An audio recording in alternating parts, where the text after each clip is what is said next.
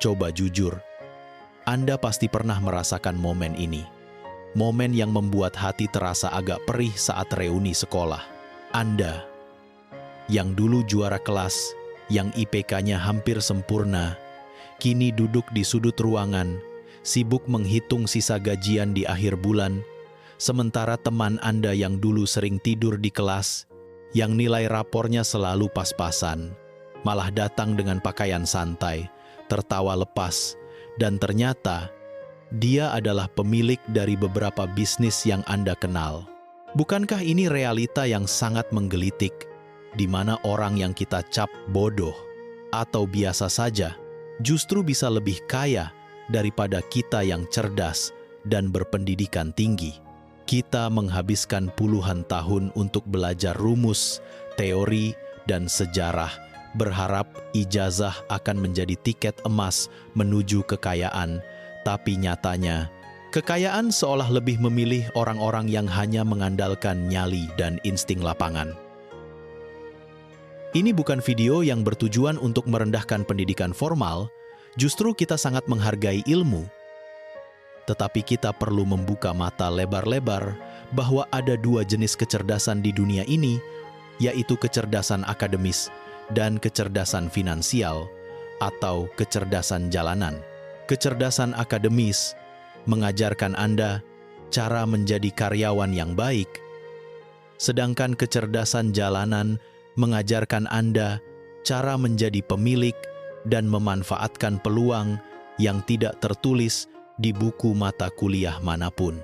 Orang pintar seringkali terlalu terpaku pada cetak biru dan prosedur yang kaku, takut melangkah di luar garis. Sedangkan orang yang kita sebut bodoh dalam konteks ini adalah mereka yang berani melompat tanpa jaring pengaman. Mereka yang tidak takut dibilang aneh, dan mereka yang bersedia belajar langsung dari kerasnya pasar. Selama ini, standar kepintaran yang kita terima adalah nilai A, ijazah cum laude, dan gelar berderet. Tapi sadarkah Anda bahwa uang tidak mengenal semua itu? Uang tidak peduli seberapa rumit Anda bisa menjelaskan teori ekonomi, uang hanya peduli pada satu hal, yaitu nilai tambah yang Anda berikan. Dan seringkali, nilai tambah terbesar datang dari solusi yang sangat sederhana, solusi yang mungkin dianggap terlalu remeh untuk diurus oleh otak cemerlang Anda yang sibuk memikirkan masalah global. Justru orang bodoh yang tidak punya beban ekspektasi tinggi, mereka cenderung melihat masalah sehari-hari dan langsung menciptakan solusi praktis tanpa perlu analisis mendalam yang berlebihan. Mari kita definisikan ulang kata bodoh. Dalam konteks channel Kunci Kaya ini, bukan sebagai orang yang tidak punya otak, tetapi sebagai orang yang punya nyali bodoh. Ini adalah orang yang punya keberanian untuk terlihat bodoh di mata orang lain, berani mencoba bisnis kecil yang dianggap sepele, berani melakukan pekerjaan kasar yang dianggap di bawah standar, dan yang paling penting, mereka punya keberanian untuk gagal berulang kali tanpa kehilangan semangat. Bandingkan dengan orang pintar, mereka punya begitu banyak pengetahuan, sehingga mereka punya begitu banyak alasan untuk tidak memulai. Mereka terkurung dalam labirin pikiran sendiri, sibuk menganalisis risiko sampai peluangnya diambil orang lain. Maka dari itu, fenomena ini bukanlah soal kurangnya IQ Anda, melainkan soal kurangnya guts atau nyali untuk bertindak. Orang pintar seringkali menjadi korban dari zona nyaman intelektual mereka. Mereka merasa aman dengan gaji bulanan yang stabil, takut meninggalkan kepastian karena sudah memiliki standar hidup tertentu yang harus dijaga. Sementara itu, orang bodoh seringkali sudah tidak punya pilihan. Mereka berada di posisi di mana mereka harus berjuang keras, yang pada akhirnya memaksa mereka menjadi kreatif, lebih gesit, dan lebih peka terhadap peluang yang hanya bisa dilihat dari pinggir jalan, bukan dari dalam kantor ber-AC. Ironinya, kepintaran akademis Anda yang seharusnya menjadi modal terbesar justru berpotensi menjadi belenggu yang membatasi pergerakan. Anda terlalu cerdas untuk melakukan kesalahan, terlalu pandai untuk menerima kritik, dan terlalu berhati-hati untuk mengambil risiko yang sebetulnya terukur, padahal uang dan kekayaan adalah permainan risiko dan momentum. Hari ini, mari kita akui bersama bahwa mungkin Anda bukannya kurang cerdas dalam mencari uang, tetapi Anda terlalu pintar dan terlalu kaku, sehingga Anda tidak mau membungkuk untuk mengambil peluang yang tergeletak di tanah, karena menganggapnya tidak layak dengan gelar yang Anda miliki. Oleh karena itu, dalam beberapa menit ke depan, kita akan membedah secara tuntas 7 pola pikir bodoh yang justru menjadi kunci utama kekayaan. Mulai dari cara mereka mengambil risiko, cara mereka menggunakan tenaga orang lain, hingga cara mereka merespon kegagalan, sebuah perspektif yang mungkin akan memaksa Anda untuk melepaskan sejenak jubah kepintaran Anda dan mulai bertindak lebih nekat sehingga Anda bisa menarik uang dalam jumlah besar.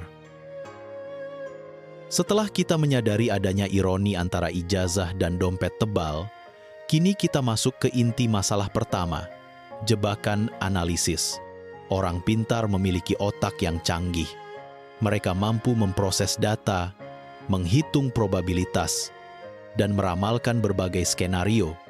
Dan inilah yang justru menjadi penghambat terbesar mereka dalam mencari kekayaan. Mereka selalu ingin semua variabel terkendali, semua rencana terperinci dari A sampai Z, seolah-olah dunia bisnis adalah ujian di mana semua jawaban harus sempurna sebelum dikumpulkan. Alhasil, mereka menghabiskan waktu berbulan-bulan, bahkan bertahun-tahun, di fase perencanaan tanpa pernah menginjakkan kaki di medan perang yang sebenarnya. Kondisi ini sering kita sebut sebagai analysis paralysis. Coba bandingkan dengan orang yang kita labeli bodoh tadi. Mereka seringkali tidak punya waktu untuk membuat perencanaan serumit itu, atau bahkan tidak punya kemampuan untuk membuat model bisnis yang canggih.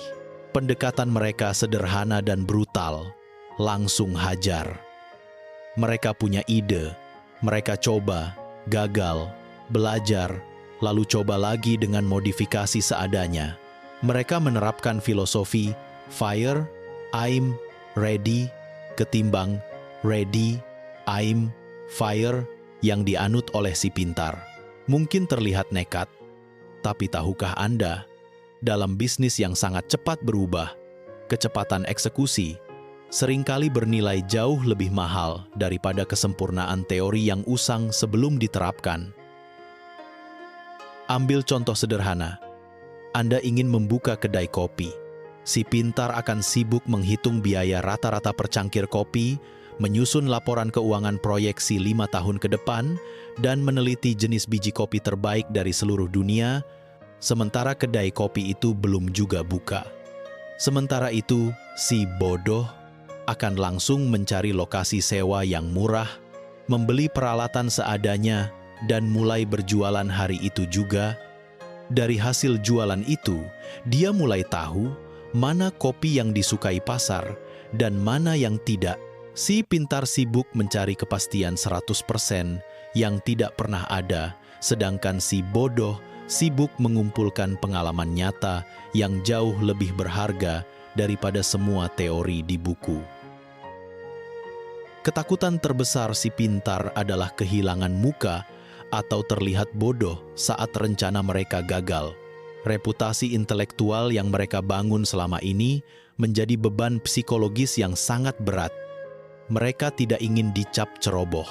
Mereka lebih memilih menunggu dan diam agar terlihat pintar daripada bertindak dan berisiko salah. Padahal, kegagalan di awal adalah guru terbaik dalam berbisnis. Si pintar menganggap kegagalan sebagai akhir dari segalanya, sementara si bodoh menganggap kegagalan sebagai data yang harus diolah dan diperbaiki. Mereka melihat kegagalan sebagai biaya kuliah lapangan. Ini juga berkaitan erat dengan sifat perfeksionisme yang akut. Orang pintar percaya bahwa produk atau layanan mereka harus sempurna 100% sebelum diluncurkan ke publik, sebuah pandangan yang seringkali menunda peluncuran sampai momentumnya hilang. Mereka sibuk memperbaiki detail-detail kecil yang sebetulnya tidak dilihat oleh konsumen. Di sisi lain, orang bodoh hanya meluncurkan produk dengan kualitas good enough atau sekadarnya.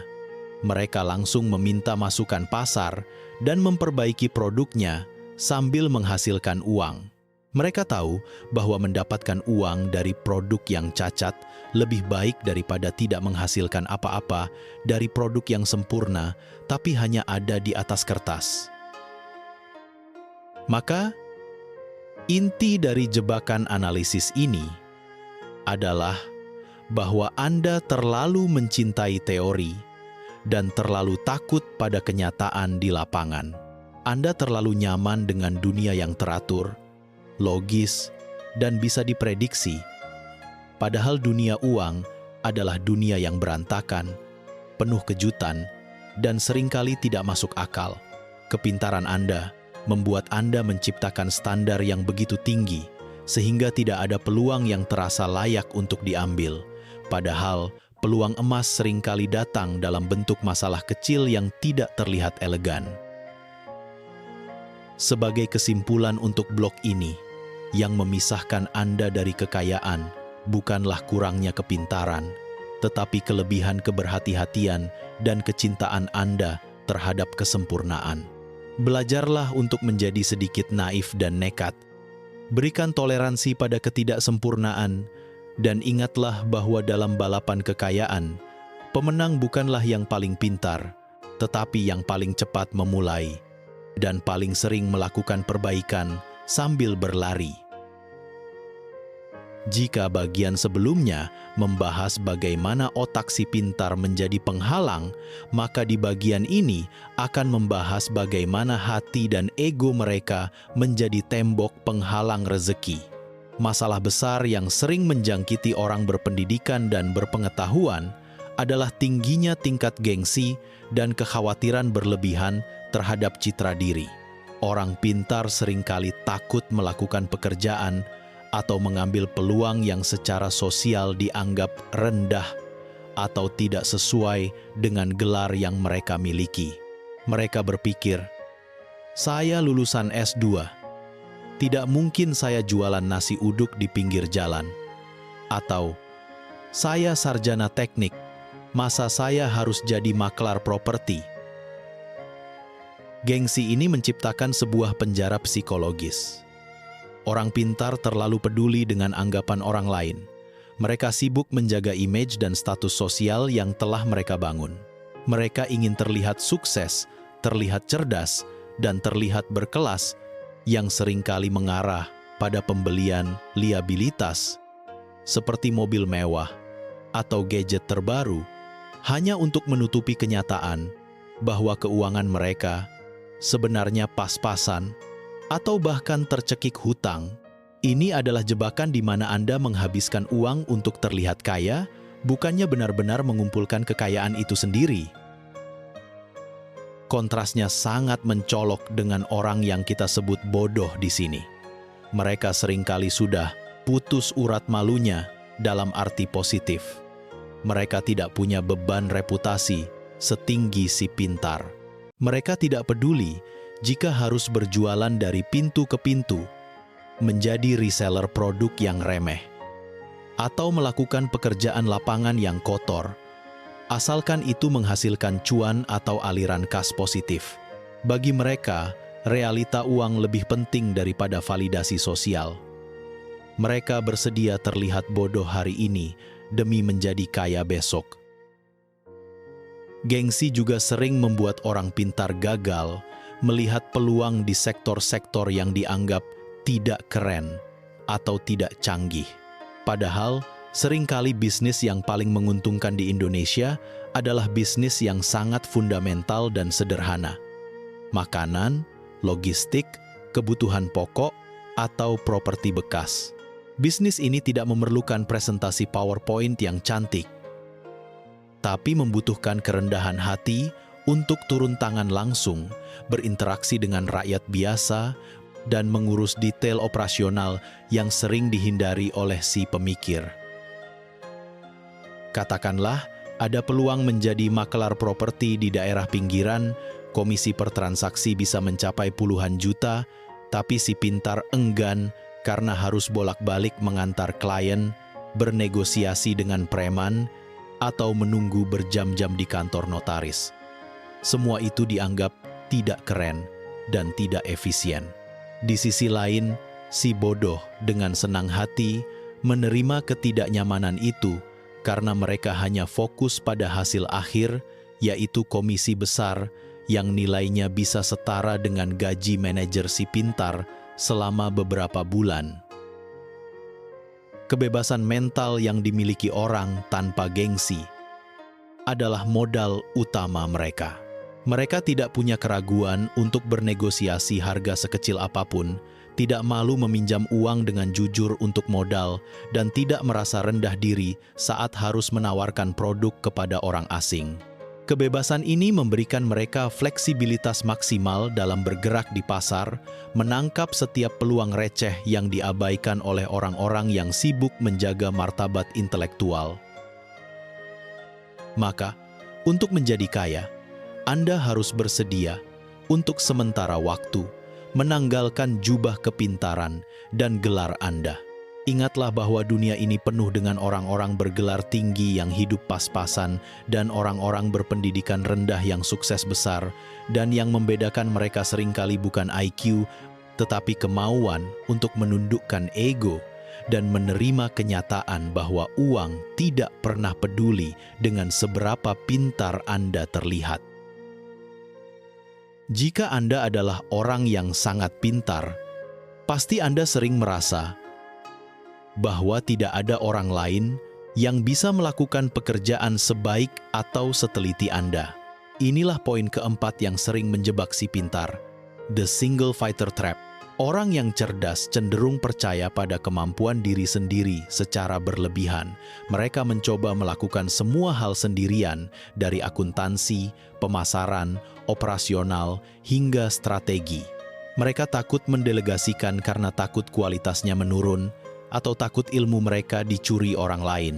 Hasilnya, mereka menjadi karyawan terbaik bagi diri mereka sendiri, tetapi pada akhirnya, waktu mereka hanya 24 jam sehari, dan bisnis mereka tidak pernah bisa tumbuh melampaui kemampuan fisik dan mental diri sendiri. Pikirkan tokoh-tokoh sukses dunia, seperti Henry Ford, yang konon pernah ditanya dalam pengadilan tentang detail teknis pabriknya, dan ia menjawab, "Saya tidak tahu, tapi saya bisa memanggil ratusan orang yang tahu." Inilah esensi dari leverage atau daya ungkit. Orang yang kita anggap bodoh dalam hal akademis, mereka justru sangat cerdik dalam hal ini. Mereka sadar penuh akan keterbatasan diri mereka. Mereka tahu bahwa mereka tidak pandai menghitung pajak atau membuat desain yang cantik, dan mereka tidak malu untuk menggunakan kepintaran orang lain. Mereka tidak berusaha menjadi orang terpintar di ruangan itu. Mereka hanya berusaha menjadi kapten tim yang merekrut semua orang pintar. Di sekolah, kita diajarkan bahwa mencontek atau menggunakan jawaban orang lain adalah kecurangan, namun di dunia bisnis, merekrut orang yang lebih pintar dari kita, mendelegasikan tugas kepada ahli, dan belajar dari kesalahan orang lain adalah kunci sukses yang paling fundamental. Si pintar bekerja untuk mengumpulkan uang, sedangkan si bodoh yang kaya bekerja untuk mengumpulkan orang pintar yang bekerja untuknya. Ini adalah pergeseran pola pikir yang radikal dari "saya harus tahu segalanya" menjadi "saya harus tahu siapa yang tahu segalanya". Menggunakan leverage tidak hanya soal merekrut karyawan tetap, tetapi juga soal menggunakan jasa pihak ketiga, teknologi, atau bahkan pinjaman modal. Orang pintar seringkali takut berhutang atau mengambil pinjaman modal karena dianggap berisiko tinggi dan menambah beban hutang. Padahal, si bodoh melihat hutang produktif sebagai alat daya ungkit untuk memperbesar bisnis 10 kali lebih cepat. Mereka berani berhutang untuk membeli aset yang menghasilkan uang, bukan untuk membeli liabilitas yang menghabiskan uang, sebuah kalkulasi yang didorong oleh nyali, bukan hanya rumus konservatif. Coba renungkan, dalam sebuah perusahaan besar, siapa yang gajinya paling tinggi? Tentu saja CEO atau owner, orang yang mungkin tidak membuat produknya, tidak melakukan akuntansinya, dan tidak mengurus surat-surat perizinannya. Tugas mereka hanya satu, yaitu mengarahkan, memotivasi, dan memastikan semua ahli di bawahnya bekerja pada tujuan yang sama. Ini menunjukkan bahwa kemampuan mengelola dan mendelegasikan jauh lebih berharga daripada kemampuan teknis spesialis yang sering dibanggakan oleh orang pintar. Kepintaran Anda yang luar biasa hanya akan membawa Anda pada gaji yang tinggi jika Anda tidak tahu cara menggunakan kepintaran orang lain. Anda akan menjadi ahli yang mahal, tetapi Anda tetaplah seorang spesialis yang waktunya terbatas. Sedangkan orang yang kurang pintar namun berani berinovasi dalam manajemen, mereka berhasil melipat gandakan waktu mereka melalui tim, melipat gandakan modal mereka melalui leverage, dan melipat gandakan penghasilan mereka melalui sistem yang bekerja tanpa harus ada diri mereka di dalamnya.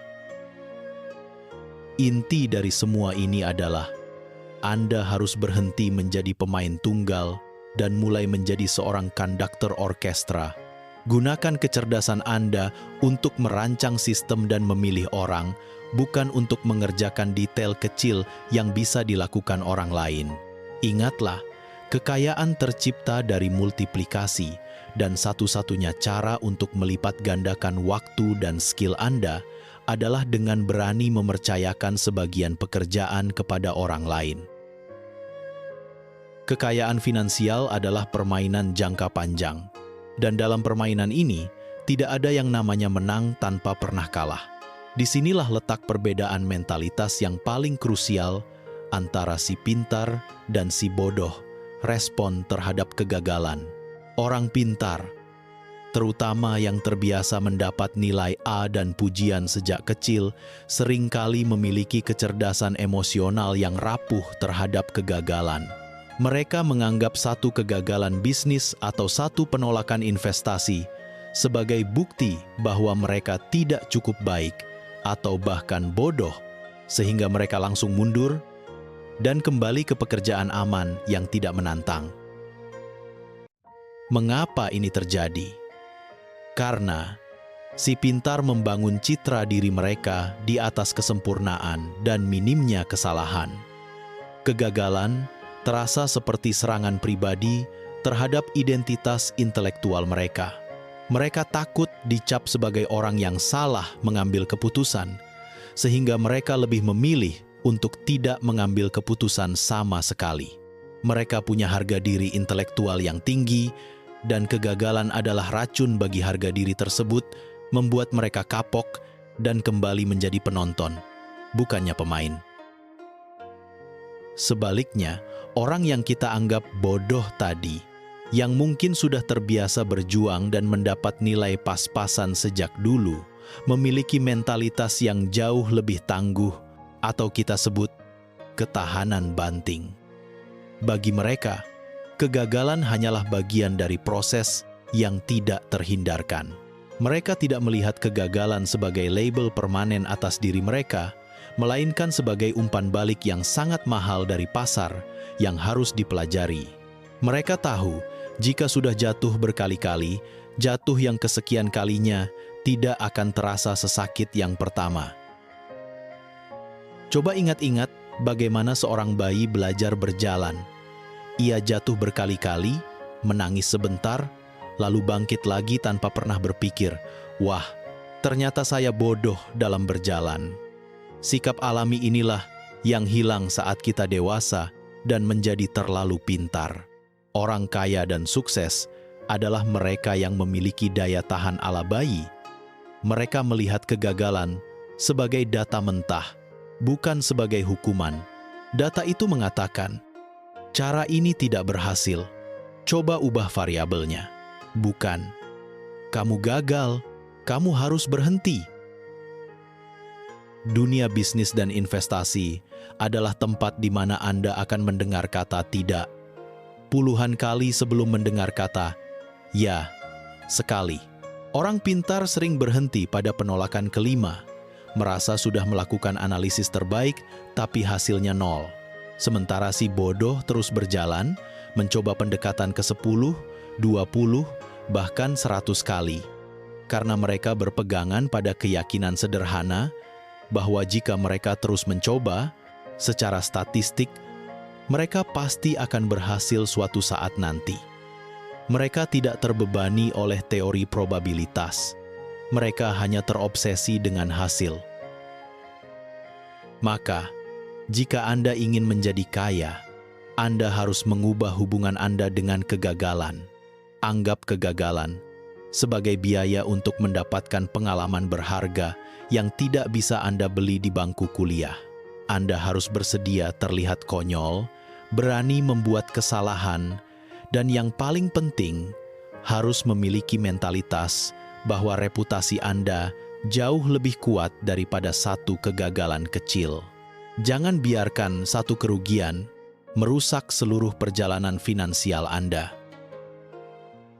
Sebagai penutup blog ini, yang membedakan orang yang sukses dan orang yang hanya nyaris sukses, bukanlah seberapa pintar mereka menyusun rencana awal, melainkan seberapa cepat mereka bangkit setelah jatuh dan seberapa tebal kulit mereka menghadapi penolakan.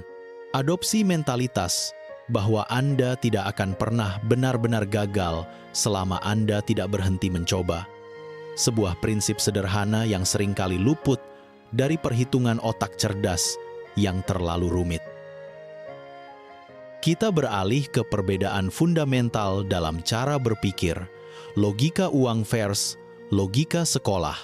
Di sekolah, kita diajarkan logika yang lurus, linier, dan bisa diprediksi. Contohnya, 1 tambah 1 sama dengan 2. Anda belajar keras, Anda dapat nilai bagus, Anda dapat pekerjaan, dan Anda dapat gaji. Ini adalah logika defensif dalam finansial, yaitu fokus pada keamanan dan pengamanan. Orang pintar cenderung menjadi konservatif.